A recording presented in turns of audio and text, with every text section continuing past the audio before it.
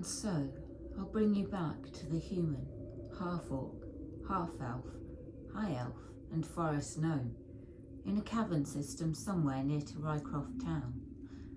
Back once more at the door where they faced, and some nearly died, to the bearded devil. Alistair, being a rogue, crept up to the door. He listened, but heard nothing. Calla looked at the stone floor to see if the ash from the previous corpse was still there. It was, albeit disturbed by Alistair tramping through it. The realisation that the one they had fought a little earlier in the caves had not, in fact, been a reincarnation of this first one, dawned on them. Alistair opened the door. Again. Just as before, he saw another bearded devil. He attempted hand signals to the others, his performance check of 8 leaving them baffled as to what exactly he was doing.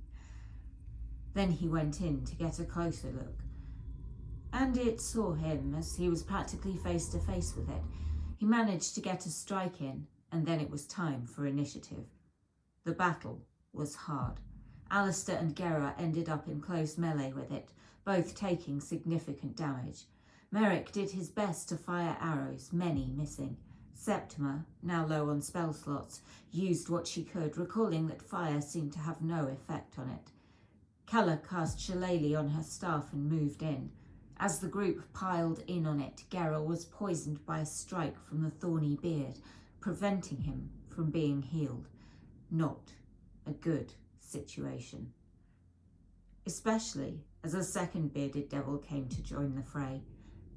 Together, Alistair and Gera were effectively blocking the door, so took the brunt of the strikes. Luckily for them, the first bearded devil had sustained a significant amount of damage, and Gera was able to fell it. Then they all turned their attention to the second one. As they did their best to land their strikes, a sudden sense of fear came over them all. Calla, Septima and Merrick were able to shake it off, but Gera and Alistair found themselves rooted in place with crippling fear, restrained. It was then they noticed 3 large, lumbering and misshapen humanoid creatures were grouping around the door. Vicious red eyes glowed from faces twisted in pain and torment. Alistair, the closest target, sustained a bite. The creature's teeth sank into him and he felt poison flooding his system. The rest of the group could only focus on the bearded devil, unable to view the new additions through the doorway. They did their best to hit, slowly damaging it, though magic missiles from Septima and Calla's magical thorn whip seemed to do more damage than ordinary weapons. The Rutakin bit Alistair again. This time, the bite was deadly. Alistair fell to the ground, not just unconscious, but dead. You see, if the bite of a Rutakin takes you down, you don't get to make death saves. The body instantly turns into an abyssal wretch, and only a wish spell can undo this transformation. Quickly thinking, Merrick grabbed the scroll of Revivify taken from Sandrak's tower and made a beeline for Alistair, casting it on him before the transformation could complete. See, I'm not always a vengeful goddess. Alistair felt his consciousness return, lying on the stone floor. Gera, still under the effects of crippling fear, yelled at the others to get out. Footsteps could be heard coming along the stone corridor through which the group had entered. Heavy, angry, purposeful footsteps. A dwarf barbarian wielding a great axe appeared in the doorway and started yelling expletives. Able to break the fear, Gera began to drag Alistair away from danger, whilst Calla kept the bearded devil occupied. The dwarf, Barvis, raised his axe and rushed in, whacking at the devil. He brought it close to death, but it was an arrow from Merrick that finally ended it. Septima, out of spells more or less, backed out of the room as Gera dragged Alistair to safety. Barvas struck the nearest Rutterkin, its bite attack hitting him in retaliation, but his natural dwarven resistance to poison preventing it from doing much damage. Alistair, who had been making use of his newly acquired wand of healing word, rushed back in to help Calla. His first love had been a half-orc, and he couldn't leave another half-orc woman in danger.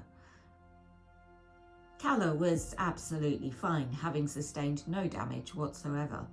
Barvas finally raged and the group were able to dispatch the 3 Rutterkins. Garrick missed one with Dawnbreaker, Merrick shooting an arrow that felled it. Barvas, annoyed at having his kill stolen, battered into the 2nd Rutterkin. It was Gera who killed it, running the blade of Dawnbreaker through its gullet. Barvas also failed to kill the 3rd Rutterkin, despite doing the most damage to it. Gera held the corpse up for Barvas to run it through. Barvas kicked him in the balls and stomped off. Alistair, retreating to the corridor where Septima and Calla now waited, rolled a stealth check to try to hide in the corner where he began to sob, hard but quietly. The 2 women looked at him since he was clearly right in front of them. Calla tried to comfort him and he began ugly crying into her embrace. Septima patted him on the shoulder, wiping the snot from her fingers afterwards. As the scroll of Revivify used to bring Alistair back had been written by a wizard, it meant there were some strange side effects. Radiant energy emanated from Alistair, granting everyone 4 hit points of healing. Except for him, of course.